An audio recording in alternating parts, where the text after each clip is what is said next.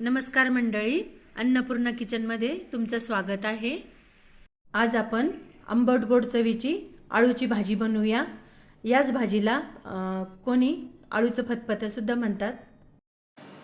आळूची भाजी वेगवेगळ्या पद्धतीने बनवली जाते। आज मी कशी आळूची भाजी बनवते ते दाखवणार आहे। त्यासाठी इथे मी असे 15 ते 20 आळूची पाने घेतलेली आहेत। याच आळूच्या पानांचे देठ असे वरचं साल काढून घेतलेलं आहे आणि एक मुठभर आंबट चुक्याची भाजी घेतलेली आहे। आळूच्या पानांना जे देठ आहेत तेवढेच देठ घ्यायचे आणि थोडीशी आंबट भाजी घालायची, म्हणजे आंबट भाजीमुळे हे आळूचे पाने जर खवखवत असले तर ते खवखवत पण नाही आणि आळूची भाजी लवकर शिजल्या जाते।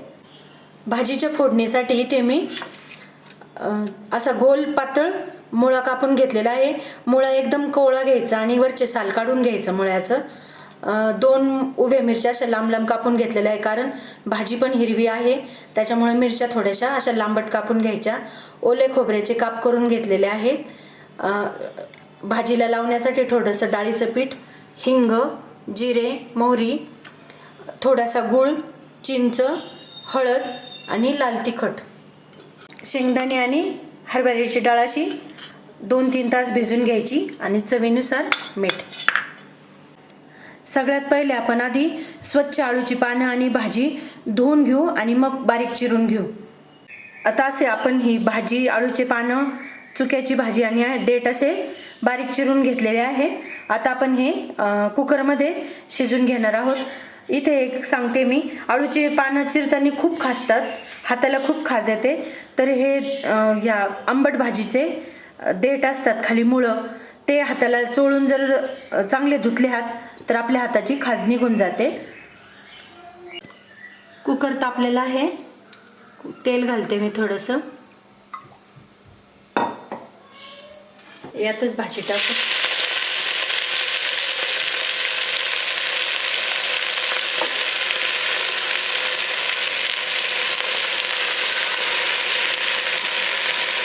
एखाद्या वेळेस आंबट चुक्याची भाजी मिळाली नाही तर मग ही अशी भाजी चिंच घालून शिजवायची, म्हणजे ती पानांची खवखव निघून जाते।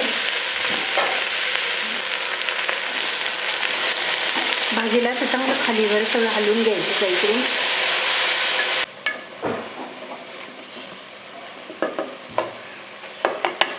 आता याच भाजीमध्ये आपण ही शेंगदाणे आणि डाळ टाकणार आहोत आणि पाणी पण घालणार आहोत कुकरमध्ये।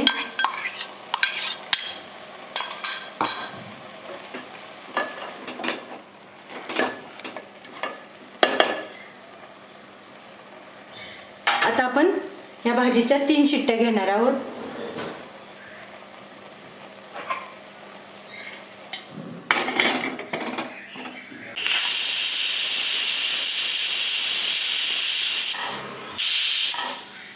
शिट्ट्या झालेल्या आहेत। आता मी गॅस बंद करते।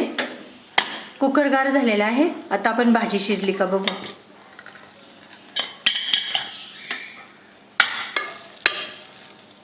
भाजी एकदम छान शिजलेली आहे। आता ही भाजी अशी गरम असतानाच आपण थोडीशी घोटून घेऊ। हे अशी भाजी हाटून घेतल्यामुळं भाजी एकजीव होते चांगली।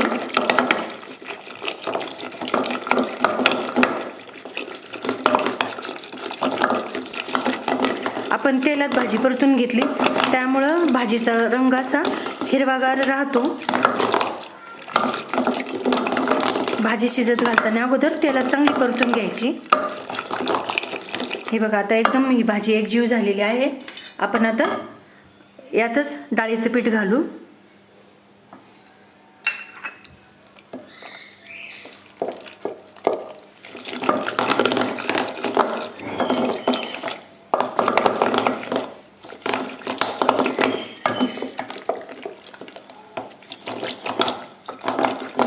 आता आपण फोडणी देऊ भाजीला। कढईत फोडणीसाठी तेल घालते। तेल तापलेलं आहे, जिरे आणि मोहरी घालते।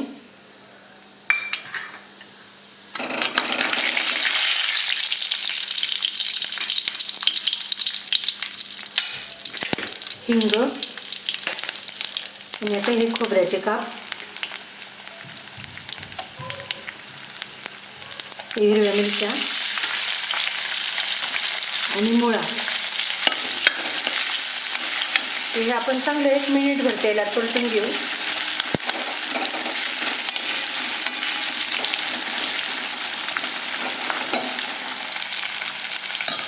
आता हे मिरच्या वगैरे सगळं चांगलं परतून झालेलं आहे.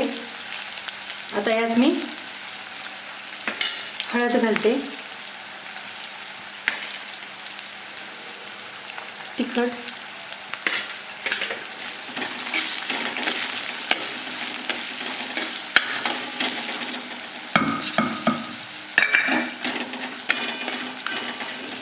आता हे सगळं जिन्स चांगलं परतून झालेलं आहे.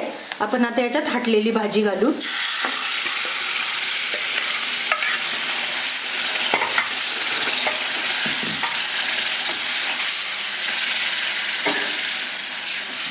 भाजी अशी तेलात परतल्यामुळं एकदम अशी बघा एकजीव झालेली आहे, अजिबात चोथा पाणी झालेली नाहीये. आपल्या आवडीनुसार पाणी घालायचं. आता मीठ घालते, गूळ आणि ही चिंच अशी भिजलेली चिंच आहे तर त्याचं असं कोळून म्हणजेच बारीक करून हे पाणी घालायचं. चिंचेमुळं भाजीला एक वेगळीच चव येते छान. चिंच गूळ अशी छान चव येते म्हणून थोडीशीच चिंच घालायची. आता एक 4-5 मिनिट आपण ह्या भाजीला चांगली एक शिजवून घेऊ, म्हणजे सगळं हे डाळीचं पीठ पण शिजेल आणि आंबट गोड सगळी चव भाजीत चांगली उतरेल. म्हणून अशी आपण एक 4-5 मिनिट भाजीला चांगली शिजवून घेऊ. आपली भाजी चांगली रटरट शिजलेली आहे. आता आपण गॅस बंद करू आणि भाजी एका भांड्यात काढून घेऊ. अशी ही आंबट गोड चवीची लग्नातल्या पंक्तीतली आपली ही आळूची भाजी तयार झालेली आहे. तुम्ही ही रेसिपी नक्की करून बघा. व्हिडिओ आवडल्यास लाईक, शेअर आणि चॅनलला सबस्क्राईब करा.